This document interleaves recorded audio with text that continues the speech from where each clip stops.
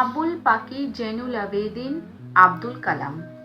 হ্যাঁ, এপিজে আব্দুল কালামের এটাই হলো সম্পূর্ণ নাম। আজ হঠাৎ এপিজে আব্দুল কালামকে নিয়ে কথা বলতে বসলাম কেন? কারণ হলো 2015 সালে তিনি আমাদেরকে ছেড়ে চিরতরে চলে যান এবং পরলোক গমন করেন। তার কাজের ব্যাপ্তি বা পরিধি সম্পর্কে বলার মতন যোগ্যতা আমার নেই, আর সেই দৃষ্টতাও আমি করতে চাই না। কিন্তু তার জীবনের একটা গল্প যেটা আমাদের সবাইকে অনুপ্রাণিত করবে, সেরকম একটা গল্প আপনাদের সাথে আজকে শেয়ার করে নেব। গল্পটা হলো এইরকম যে যখন আব্দুল কালাম রামেশ্বরমের মতন বড় শহরে আসেননি, যখন তিনি তার গ্রামে থাকতেন, সেই সময় দ্বিতীয় বিশ্বযুদ্ধ সবে শেষ হয়েছে এবং আমরা আমাদের স্বাধীনতার জন্য অপেক্ষা করছি। এমন সময় বিভিন্ন স্বাধীনতা সংগ্রামীদের খবর যখন রেডিওতে প্রকাশ করা হতো, সেই খবরগুলো শুনে আব্দুল কালামও ভাবতেন যে আমিও একদিন বড় হয়ে দেশের জন্য এরকম কোনো কাজ করব বা আমিও এটা করতে চাই। কিন্তু তিনি এটা বুঝতে পেরেছিলেন যে বড় কাজ করতে গেলে আগে বড় স্কুলে পড়াশোনা করতে হবে। আর তিনি যেখানে থাকতেন সেই গ্রামে তো সেরকম কোনো বড় স্কুল নেই। আবার একদিকে অভাব অনটনের সংসার, তিনি বাড়িতে সবাইকে এই কথাটা বলেও উঠতে পারছিলেন না। কিন্তু একদিন তার বাবা তার ছেলের এই মনের বাসনাটা বুঝতে পারে যে আব্দুল বড় স্কুলে পড়তে চায়।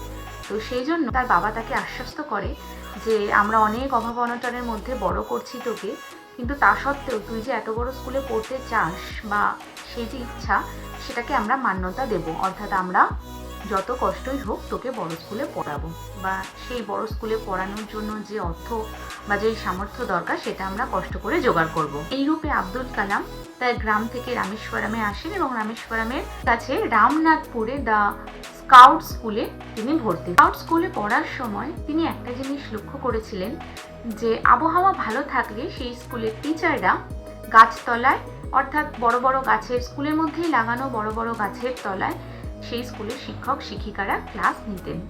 তো এইরূপ আব্দুল কালামও প্রথম একটা গাছের তলায়, আবার অন্য ক্লাসটা অন্য গাছের তলায়, এইভাবে তিনিও কিন্তু ক্লাস করতেন। তো একদিন তাড়াতাড়ি করে স্কুলে আসার সময় ছোট্ট আব্দুল ভুলে যান যে কোনটা তার ক্লাস। তিনি একটা অন্য ক্লাসে ঢুকে পড়েন।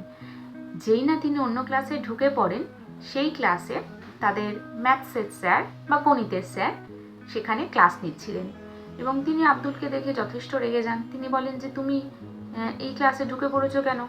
তখন আব্দুল চারিদিকে তাকিয়ে দেখে, আরে সত্যি তো, সে তো ভুল ক্লাসে ঢুকে পড়েছে। ছোট্ট আব্দুল তখন স্যারের কাছে ক্ষমা চান, কিন্তু স্যার তো মানবার পাত্র নয়। স্যার বলেন, তুমি স্কুলে তোমার নিজের ক্লাসে চিনতে পারছো না, হ্যাঁ তুমি পড়াশোনা করবে কি করে? তুমি যাও, তোমার গ্রামে ফিরে যাও, তুমি শহরে পড়ার মতন তোমার যোগ্যতাই নেই বলে সেই শিক্ষক ছোট্ট আব্দুলকে যথেষ্ট মারধর করে। স্কুলে এইভাবে মার খাওয়ার পর ছোট্ট আব্দুলের মন ভেঙে যায়। সে ভাবে সে গ্রামে ফিরে যাবে, কিন্তু যখনই তার গ্রামের কথা মনে পড়ে, সে একটা কথা চিন্তা করে যে তার বাবা মা তাকে এই বড় স্কুলে ভর্তি করবার জন্য যথেষ্ট সংগ্রাম করছে নিজেদের জীবনে। তো ছোট্ট আব্দুল চিন্তা করলো যে সে কিন্তু এভাবে হেরে যাবে না, তার বাবা মা যে তাকে কষ্ট করে পড়াচ্ছে তার প্রতিদান কিন্তু তাকে দিতে হবে। তো সে এটা চিন্তা করলো যে আজ থেকে সে এমনভাবে পড়াশোনা করবে যাতে সে এই স্কুলের শুধু ভালো ছাত্র নয়, সব থেকে ভালো ছাত্র হয়ে দেখাবে। তো এইভাবে সে অধ্যবসায় শুরু করলো, দিন রাত এক করে পড়াশোনা করা শুরু করলো এবং তার ফলাফলও পেল সে হাতে নাতে।